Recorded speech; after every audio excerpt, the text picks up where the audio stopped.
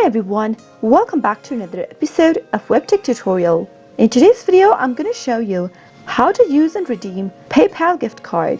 Keep watching the video till the end and don't forget to subscribe to our channel by hitting the subscribe button.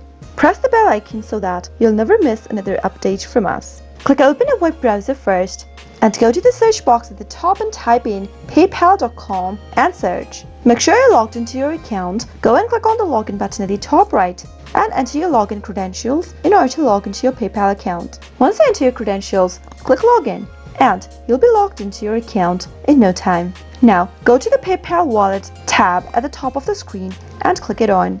Link a debit or a credit card by clicking on this link right here that says link a card. On the next page, you'll need to enter your credit card number in the first text field. Once you type in your credit card number, your card type will be automatically selected. Type in the expiration date for your card and then type in your security code on the next. Now click on link card and you'll be able to link your payment information on PayPal.